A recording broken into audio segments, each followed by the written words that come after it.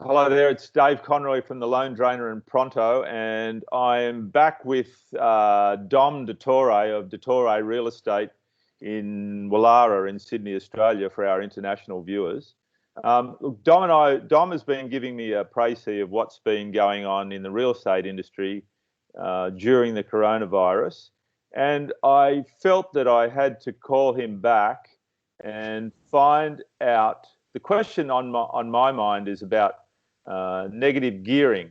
Now, there are a lot of people in our immediate community here who have, excuse me, negatively geared properties, and I'm sure that a lot of those properties, Dom, given what you've told us previously, have lost their tenants, and a lot of the owners of those jobs may be at risk of losing their jobs, so they're not actually earning any money and therefore not in a tax situation where that they can't negative gear. Yeah.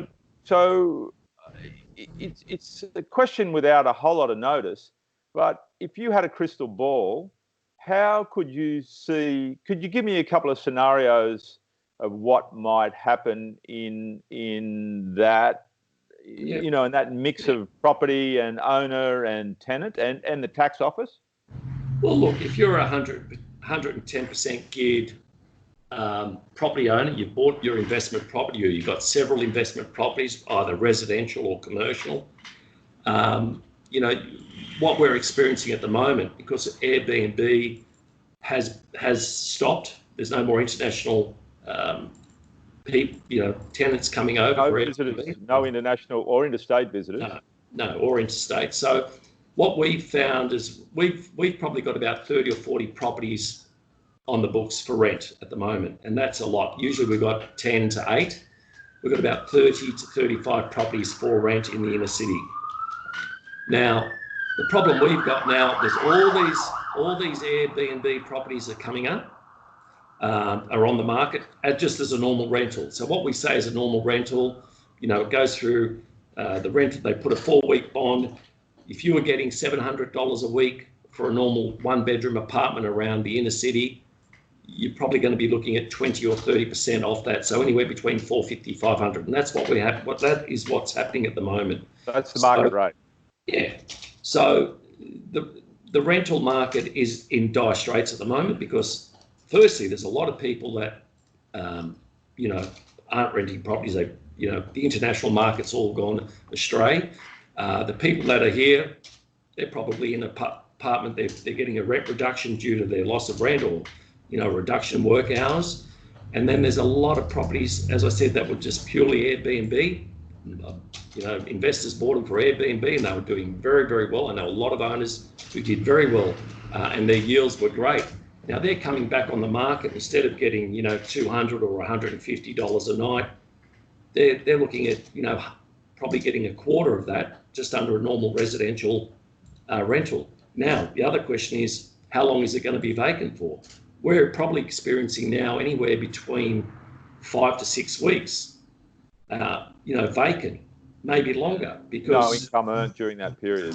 No income. And not only that, you want to ensure that you put a quality tenant. Now, you don't want to go putting in a tenant and then they say, oh, the moratorium, I'm going to sit in it. You can't touch them for 6 months. So obviously we want to ensure that the landlord is going to get a quality tenant. And now we're looking at what they do. What's their occupation? Are they in the healthcare? Are they in the building trade? Are they in a government job? Do they have a stable job that they will be able to pay rent? How much money have they got in the bank?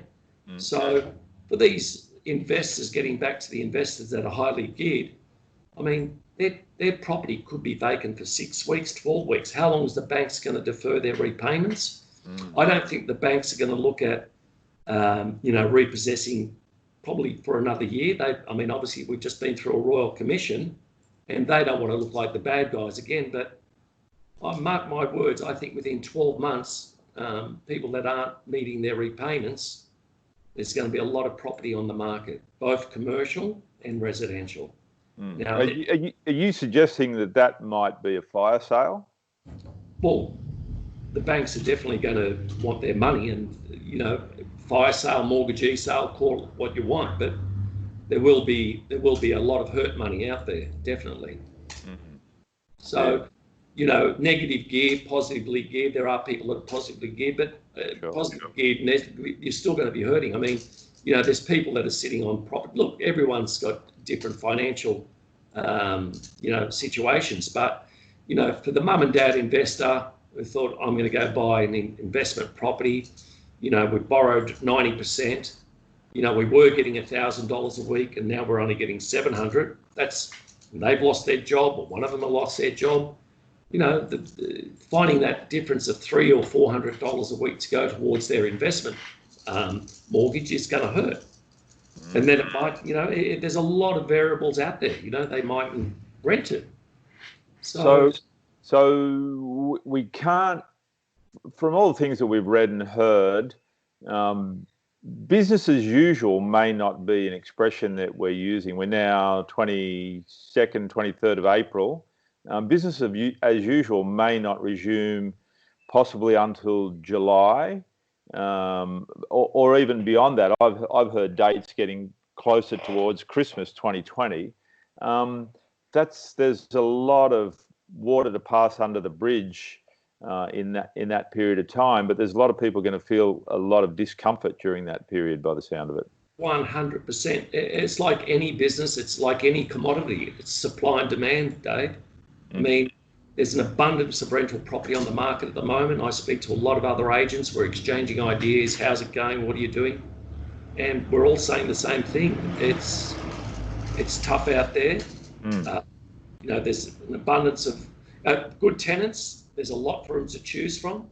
There's bargains out there in rentals. And, what I'm saying to some landlords, something is better than nothing.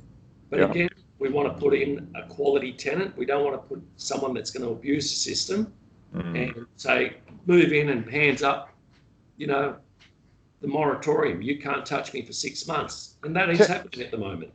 Yeah, okay. Well, that answers my question. Yeah. I was just going to say to you, people being real, people, and by that I mean, we're going through an unusual circumstance, as a lot of the world is, or most of the world, it's safe to say.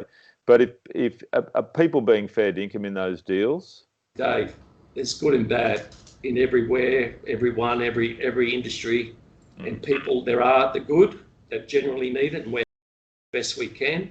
But there's a lot exploiting it and trying to profiteer, and they're the ones you want to wring their necks, but they're protected. So, I think the government, I know I've caught a few out, and I'm attempting to get them, because what we do now, we have to go to the NCAT. They're backlogged, which is, we're waiting for anywhere for a month. So they're 5 weeks behind. Then you see the hearing, there's 9 weeks. There's 10 weeks of lost rent. Well, that obviously has a knock-on effect with the owner of the property, and then their bankers, and then their bankers are coming after them, and they more than likely don't want to hear excuses. They just want to have their bills paid. Of course, and look, as I said, I don't think the banks are going to jump on it as yet, but I'd say give it 12 months, and there will be a lot of hurt out there. I'm confident in that because I'm seeing what's happening. I'm seeing, what the rentals are at the moment. There are those 20 or 30% losses. I also manage a lot of student accommodation, boarding houses, and we're probably at, 60% occupancy. Usually at this time of year, and prior to this epidemic, we were running at, full capacity. Okay. So your capacity has dropped 40%. Yeah, occupancy rates have dropped anywhere between 40, you could say that 30 to 40%. And not only has the occupancy dropped, the rates have dropped as well because they're bargaining, the rental. So instead of getting 500 or 450 a week, you're getting 350 but it's better than nothing. And that's what we're telling the owners. They're quality tenants, they're good, they've got a job, they're paying something. So a lot of the landlords are going, yes, Dominic, let's just keep them going. So it sounds like a double whammy there. It is a double whammy. The occupancy has dropped and the incomes have dropped. So it is a double whammy, and it's all around rent, residential and commercial. So, and obviously commercial are hit harder because, they're bigger rents. Mm. And, you know, and business, well, some people say, it depends on who you speak to, but a lot of people will tell you that business even prior to this had been tough and margins were low, and so it's difficult times. But in the future, we'll be able to look back. Dom, I want to say thank you for sharing that insight with me. It's been a pleasure. We'll be able to look back on this day and in the future, and we'll realise that we live in as you said earlier, we live in a great country. If people do the right thing and everything, well, hopefully everything works out. You know, one of the things that's come up for me today, just briefly, is that there's fortunately, at this stage, we haven't had a lot of loss of life in this country. And if you had to choose, and I'm not asking you to choose, or I'm not going to choose either, but if you had to choose between the economic situation that you've just painted that we may go into and the loss of life, unfortunately, we haven't had that. The economic situation might be an easier one to live with or to carry on with, but I think it's going to take a long time for us to get back to where we were at Christmas 2019 in the real estate market, in the stock market, and all the other markets. So, look, thank you for taking the time to speak with me twice today. It's an absolute pleasure to see you in your office environment, and thank you for having me there. And I hope we speak again. In fact, I think we will speak again before within the next month. Let's chat again. Yeah. All right. Pleasure. Thank you. Right. See you, mate. Thanks, Dave.